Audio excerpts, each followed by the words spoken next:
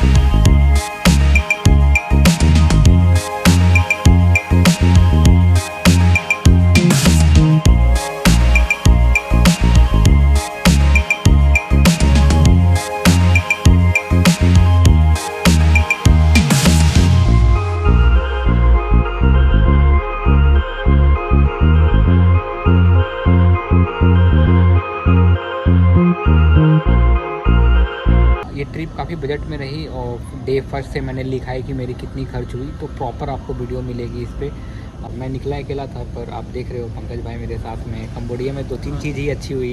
एक पंकज भाई से मिलना, पैसेंजर परमवीर से मिलना, और भाई की वजह से मैं पैसेंजर परमवीर को मिला।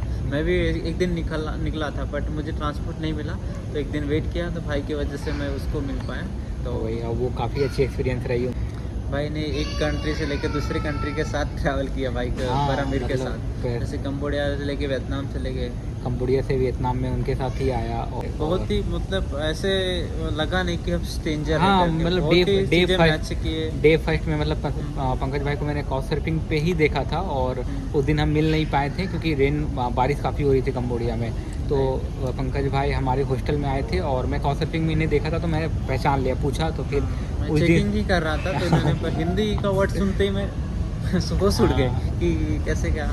और उस दिन से मतलब मेरी सोलो ट्रैवलिंग वहाँ से ख़त्म हो गई, क्योंकि उस दिन से पंकज भाई वहाँ से बस हम वियतनाम गए, उसके बाद वियतनाम में पंकज भाई ने ज्वाइन किया और वियतनाम से कंटिन्यू हमारी साथ भाई में ने जैसे ट्रैवल। बोला कि ऐसा ऐसा प्लान है तो तुरंत मैंने हाँ, टिकट बुक कर लिया, रिटर्न टिकट भी बुक कर लिया और वीज़ा के लिए भी अप्लाई कर दिया।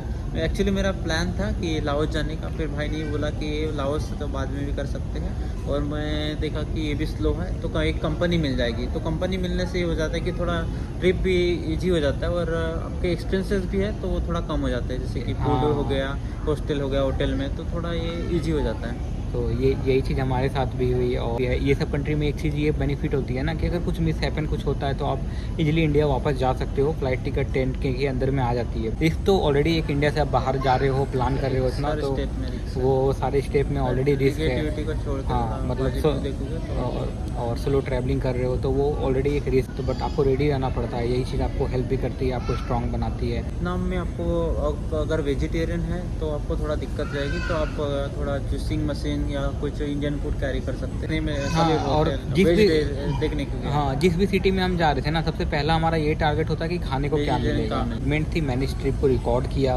इन्फॉर्मेशन जरूर शेयर करूँगा, क्योंकि मेरे जैसे बजट ट्रैवल, पंकज भाई के जैसे बजट ट्रैवलर जो कि हेल्प हो जाती है। एक वीडियो से आपको 1000-5000 आराम से बच सकते हैं, आराम से एक वीडियो देख के भी आपको बहुत सी सेविंग हो सकती है। तो और पंकज भाई पहले ही ट्रिप में अपनी मतलब काफ़ी एक्सट्रीम एक्सपीरियंस मैं तो प्री प्लान बहुत ज़्यादा नहीं किया था। जब भी आपको मन है कि आपको ट्रैवल करने के, बहुत ज़्यादा रिसर्च करने की भी ज़्यादा ज़रूरत नहीं, क्योंकि रिसर्च के करते करते आपका प्लान डिले हो जाता है। जब भी आपका होता है छुट्टी मिलती है 1 वीक का, आप ट्राई कर लीजिए। अभी बहुत अच्छा अपॉर्चुनिटी है आपको, थाईलैंड, मलेशिया, ये दोनों चीज़ें अभी वीज़ा फ्री है, तो आप एक्सप्लोर कर लीजिए। तो आपको वो एक ही ट्रिप में बहुत सी सारी चीज़ें पता हो जाएगी, आपको एक्सपीरियंस हो जाएगा। तो यही सही बात भी है कि अगर आप इतना प्लान करते हो उतनी डर भी आती है कि ये हो पाएगी नहीं हो पाएगी।